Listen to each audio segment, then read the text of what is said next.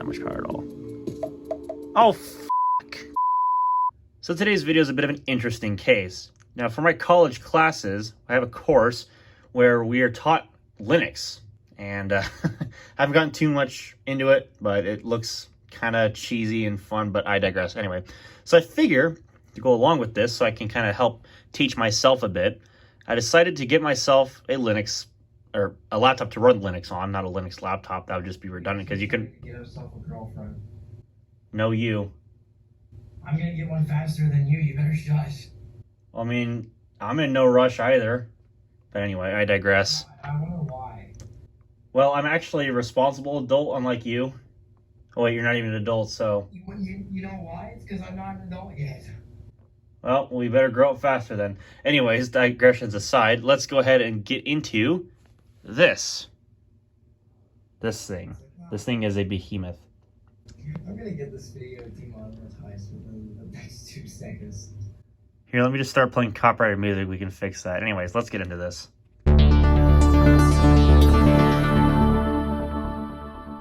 So here we have a Dell XPS L502X laptop from presumably 2012, like early 2012, probably kind of pushing it late 2011. Not entirely sure when this was manufactured exactly. I could probably run the service tag online and figure that out, but I'm too lazy. Well, I'm too lazy, so shut up. Anyways, before this machine for running Linux on, I actually had a Samsung laptop, a Series 3. It was a entry-level model with an AMD A6 APU, and it ran okay, and it honestly did better than I was expecting, but that machine had its own fair share of issues, we'll just put it that way. Mainly the left hinge, all the standoffs inside the laptop were broken, and it made the machine kind of a little floppy. It wasn't bad because it was all otherwise held together, but yeah, it wasn't fantastic. That and the CPU vent smelled of cigarettes, so that didn't help either. Yummy. Very delicious. So that brings us to this machine, which was a bit of an interesting thing. I did a partial cash trade with a seller on Facebook Marketplace to get a hold of this. I'm actually kind of surprised they did it because this machine is way too nice compared to that Samsung that I'm honestly surprised that he went for it. I think it's because I guess he's more familiar with AMD. He had some bizarre excuse for it. I don't know. It ended up going back on Facebook Marketplace the next day, which doesn't surprise me because that's how the idiots around here do their business. So whatever. At least I get the better machine in the end, which this is. So as far as the condition of the one I have here, it's certainly seen some use. This is a metal lid, and as such, it's got a bit of painting on it or some kind of finish that's starting to show a little bit of use. There's a little bit of a dent there. This Dell logo has certainly seen some better days. It's got some love on it as well.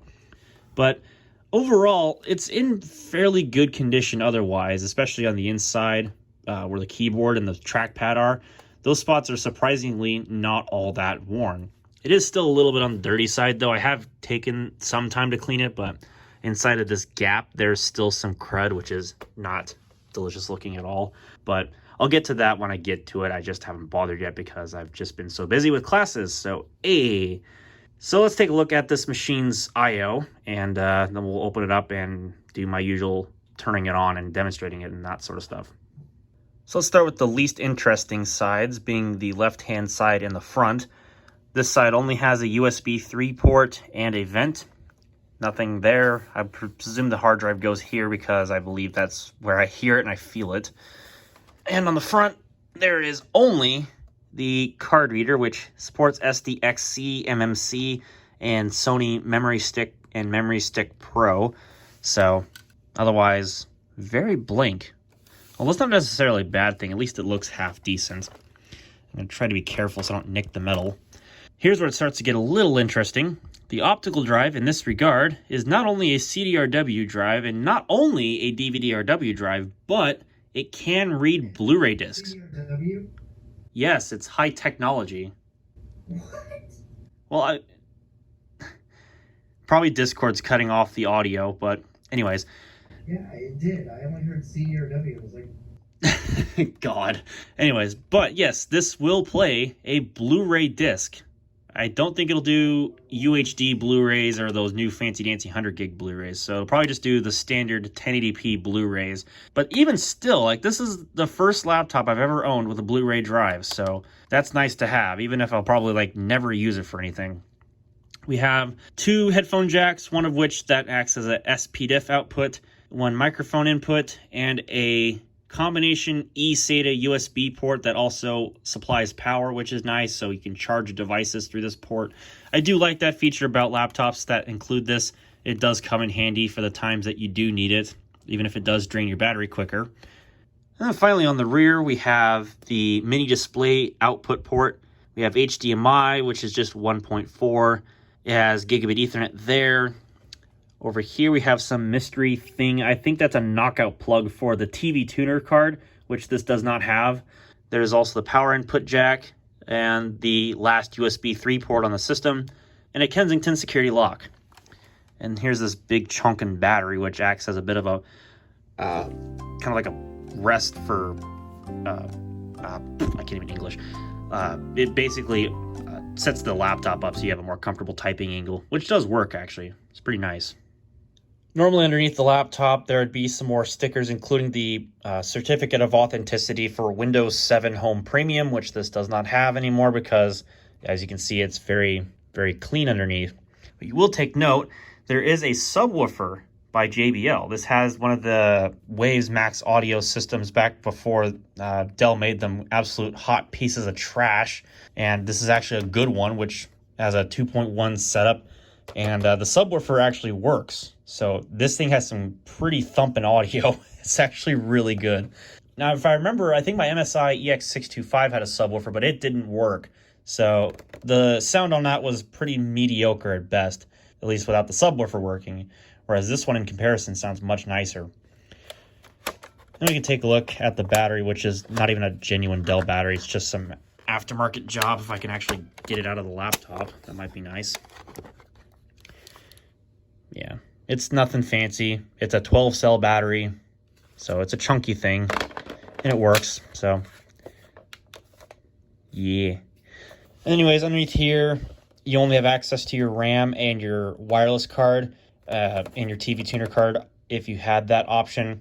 Or I suppose if you wanted to, you could spec this with a wireless WAN card, and you could use cellular data on this, or WiMAX or something like that, depending on what you used. I'm not entirely sure what this is compatible with, but this doesn't have any of that. It just has your plain Jane Wi-Fi and Bluetooth. And what's annoying about this design is you have to take apart the whole machine in order to get the hard drive out, which I'm pointing to the wrong side. It would be right over here. I have yet to do that. I'm contemplating an SSD upgrade in this in the future. I'm not going to buy a really expensive one like a Samsung. I might buy like a SanDisk for this or something like that. Like I bought a P&Y SSD for my old Latitude, and then I ended up throwing that in my Acer. Or no, I bought the SSD. What the f*** did I buy the SSD for? I can't remember. It's been a while. But anyway, this SSD's been in like a couple different machines, and it's an alright SSD. I don't know. I might buy another one. Depends on how much budget I'm willing to put into a machine like this, which is big and heavy and completely awesome. This is a 15-inch display. This one actually is a 1080p display, and it's glossy, so you can see all the reflections behind me, of course. And you can see the case badge. This has a Intel quad-core hyper-threaded i7, the 2760QM, running at 2.4 gigahertz. This thing was a beast back in the day as far as CPU power is concerned. This was one of the fastest Intel CPUs you could get in a laptop. And this thing certainly had its fair share of temperature issues, which Sandy Bridge was known for. So fortunately, this thing has a beefy enough cooler. It seems to handle it okay. But there's more to the quad-core i7 as well that you haven't seen yet. This thing in particular has the NVIDIA GT525M discrete graphics. Not very great, at least for today's standards, but I guess back in the day it would have been okay. It has 1 gig of dedicated DDR3 RAM for video memory, which, again, not great, but this is probably like the most entry-level DGPU you could get with this laptop. I imagine you probably had many other higher-end options. I'm having my doubts. I don't think this is an MXM or something like that. I think this is a directly soldered graphics chip in this laptop. I haven't done much research, so take that with a grain of salt. I'll have to do my research later on. Probably the CPU is socketed though, so that's definitely something worth considering. Don't know why you'd want to change it out from the 2760 QM, because, I mean, let's face it, there's not too much more you could really throw into a machine like this, at least without going insane or probably hitting up some BIOS limit or something like that. Anyways, I'm rambling. Here you can see the touchpad, which on this one is actually not all that worn. It's actually really surprising. There's a little indicator LED to let you know when it's been turned off via the function keys. And this keyboard is actually a backlit keyboard, which is not surprising for an XPS. This one certainly has it. In fact, this actually has a pretty nice keyboard on it. Surprising for a chiclet style keyboard. I'm actually really surprised at how nice this types. It's very quiet too. Very quiet keyboard. Up here, there's a few touch-sensitive buttons for the Waves Max audio system if you had the proper drivers installed in Windows. This machine is currently running Kubuntu Linux, so these are basically useless, which is not surprising to say the least. And this little strip is supposed to provide some different lights. Battery charge light is right there. There's a wireless light. And if I'm not mistaken, there's a hard drive light in there, but I've never been able to see it. So I don't know if this is just dirty, loose, or it just doesn't really work anymore, because I've never seen a hard drive light on this machine anywhere. So my guess is it would be up here, but I can't see it. So that's awfully annoying, but I guess it is what it is. And finally, there is a webcam. I don't know what resolution it is. I would guess 720p, probably hot trash, like most PC webcams from 2011, 2012 were, at least on laptops. Didn't matter what you bought, other than maybe a MacBook Pro when they were actually half decent pieces of garbage. But I digress. Anyways, so let's go ahead and turn this thing on, and I'll do a little bit of a overview of the stuff I have currently installed. I'm not going to go into great amounts of depth because it's just Linux. I don't have much installed, but I'll show what I have at least to give you all a point of reference as to what this machine probably can do.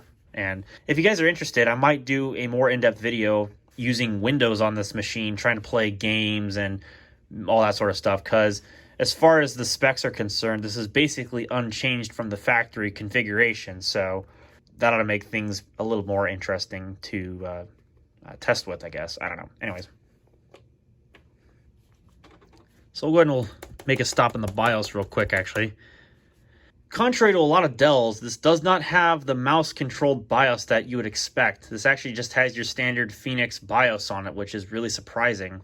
So, honestly, I would have expected there to be a mouse-controlled BIOS, given this is a Dell, and it's an XPS. You would think they'd put their nice BIOS on it, but whatever.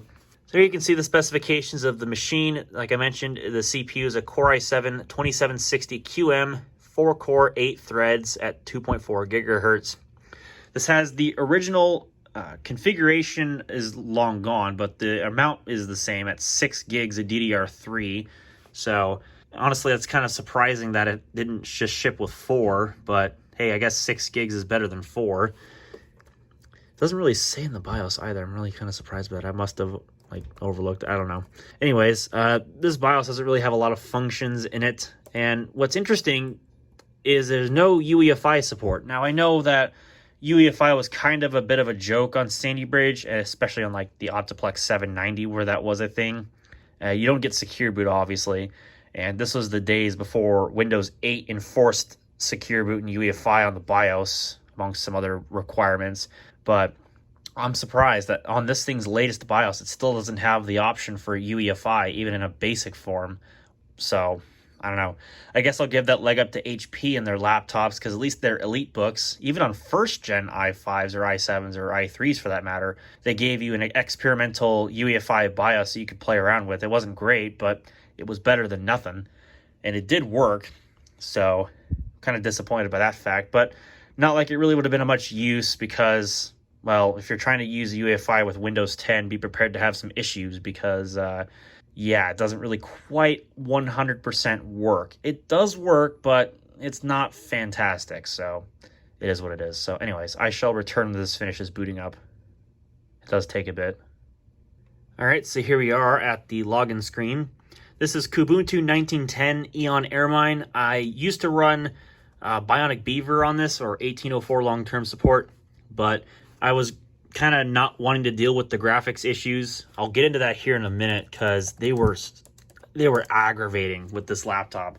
This uses that NVIDIA Optimus stuff from the day, and for whatever reason, if you use Ubuntu 18.04 long-term support, it doesn't really play nicely with NVIDIA Optimus things. And so out of the box, any NVIDIA GPU just tends to bug out, and like it just, it's not all that fantastic. You probably, over my blabbing, got to hear the speakers, and they sound incredible for a laptop. Like, I was honestly blown away the first time that I played some music on this thing, which we will do, obviously copyright-free music, because I don't really feel like dealing with copyright issues on my videos if I can avoid it. Although that's not to say that I haven't done that before, but I digress. Yeah, they sound really good. But anyways, back to my thing. So I first tried to install Ubuntu 18.04 long-term support, the standard flavor of Ubuntu with the GNOME desktop, and that went about as well as you would expect. It just kind of like flashed and bugged out on my screen. It was annoying and it didn't work, so it just, yeah.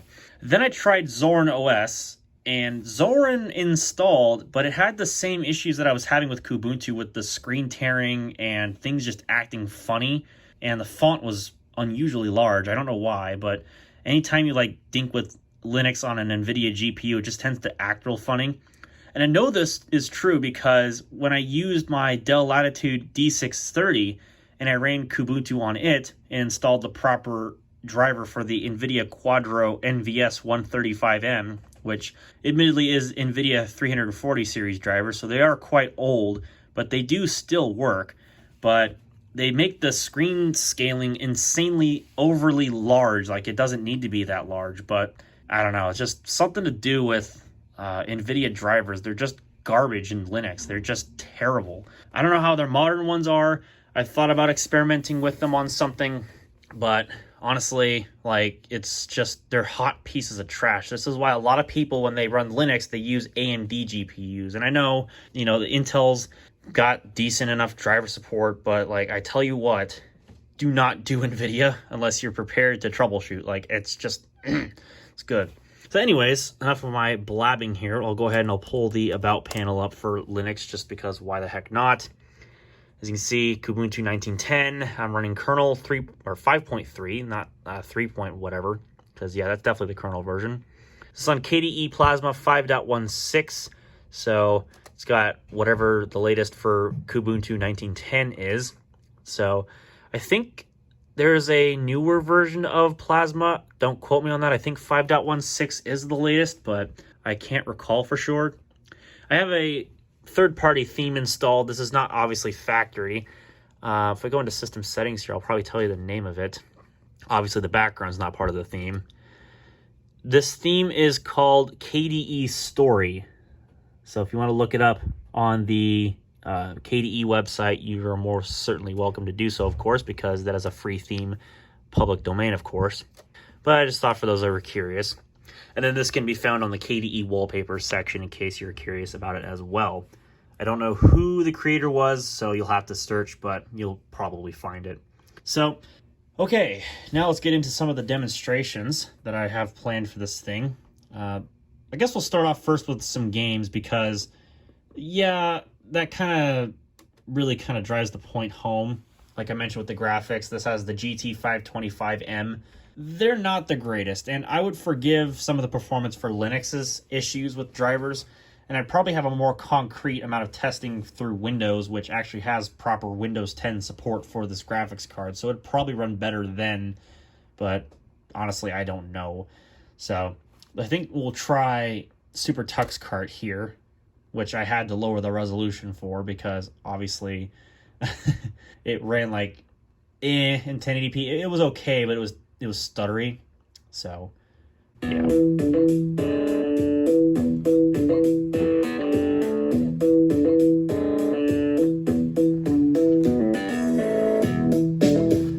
Yeah, it actually sounds like you have dedicated speakers plugged into this laptop. They just sound so good. So we'll just do single player here. Actually, I wanted to check the settings real quick because I don't remember what I had it set to. Oh, that's why. It's set to graphics level 3. It didn't like graphics level 3. It tends to stutter quite a bit, so we're just going to turn that down.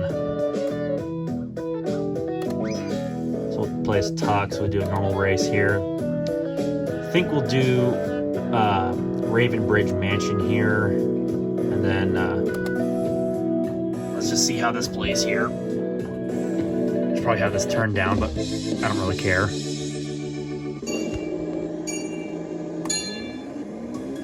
Oh, it's playing much better now, but it looks awful. But I guess that's what you get for playing on low settings. I cannot play this with one hand very easily.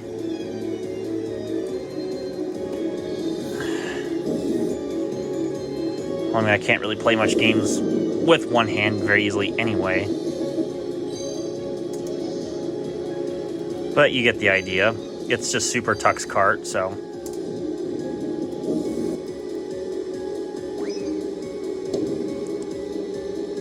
Good thing I had that shield on.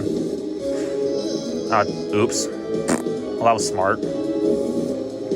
I don't think so, sir. No, I don't appreciate that. I just oofed myself. Get oofed. I keep hitting that right-click button. It's so terribly placed on this keyboard.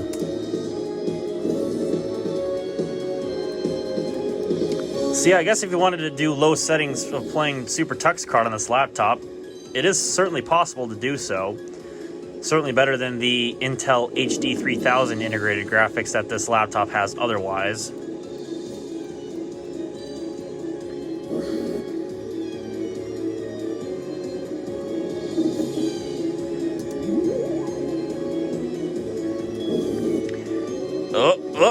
Hey, I missed my own stuff. Sweet. Ah, no. Oh, that was garbage.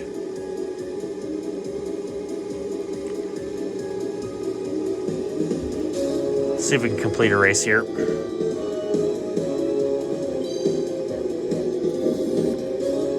Probably not, but I don't know.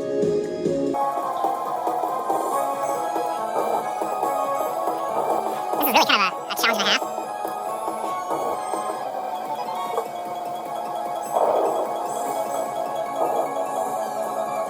Oh, almost lost there.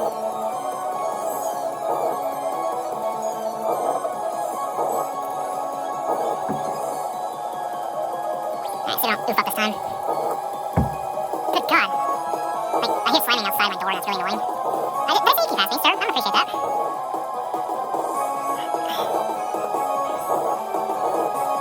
Alright, can I at least finish this? That would be nice if I could.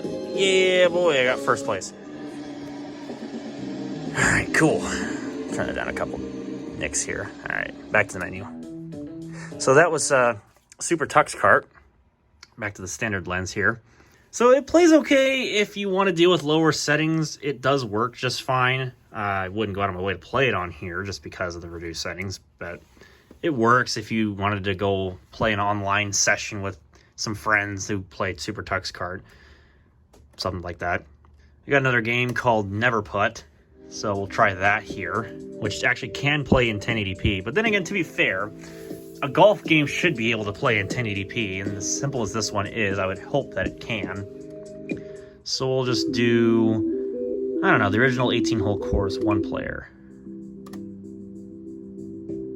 So, oh god, this is super touchy on a touchpad. I'm probably gonna oof this one up.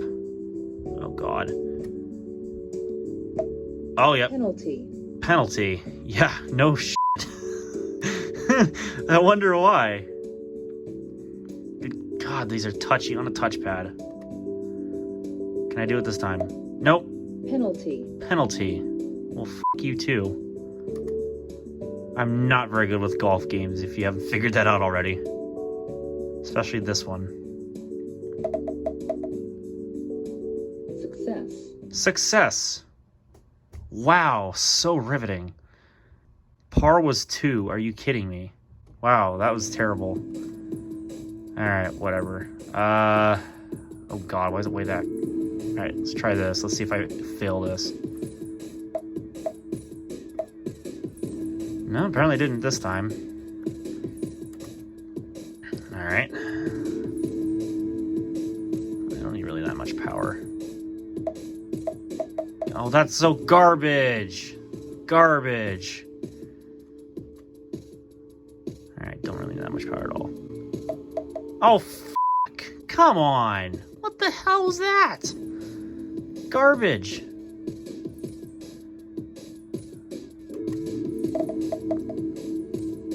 Double bogey. Double bogey, yeah, fuck that. Alright, I'll try this. Oh, that was stupid. See, I told you I suck at golf games. At least it's not golf with your friends. Oh, jokes on the Discord server. Anyway, you get the idea. So I thought I'd give a couple of samples of the JBL speaker system in this laptop with some non-copyright music that I found both from like the NCS YouTube channel and from the YouTube audio library, because honestly the sound on this laptop is pretty good and it's worth sharing because hopefully, you know, you get an idea as to the decency of it. I do think that in this case they are a little dirty on the top, both sides, so there's not a lot of treble, but the bass certainly works and it sounds pretty dang good.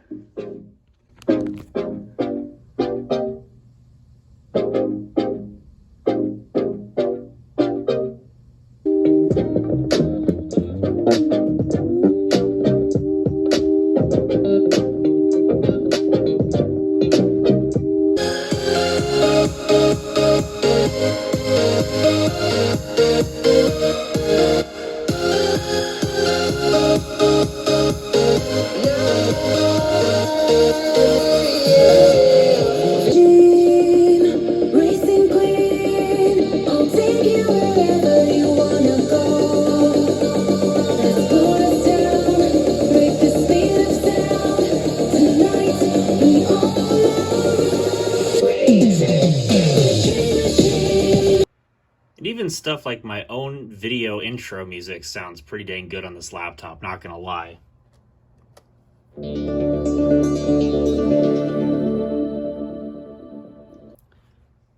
Of course, not self-promoting myself. Wow, I really butchered that one. Definitely not self-promoting myself, there we go. But you get the idea. The sound on this laptop is very good. Now, if I had Steam installed, which I think I do, but I don't have any games installed, I would probably do more demonstrations with this, but as of right now, I think I only have the client, not any games, so there's not really too much more for this video that I can really show. So hopefully what I've shown you is satisfactory enough to where it will hopefully show you all what this laptop is and what it can do. It's definitely a CPU upgrade over what I had previously, but I'd probably say the graphics is on par, if not slightly worse than that of the AMD APU I had previously, which had Radeon HD 7520G graphics, which would certainly kick this thing in the teeth. But, I mean, it had shared video memory compared to this thing's dedicated video memory, but again, even still. But anyways, so that'll probably wrap up this video. I can't, like I said, think of anything else that I could show on this, so we'll probably leave it there. So we're going to go ahead and shut this thing down. I can't tap to click. I'm so used to doing tap to click, but KDE doesn't have that on by default, and I never bothered to fix it. So with that having been said, thank you all for watching. Hopefully I'll see you all in the next video.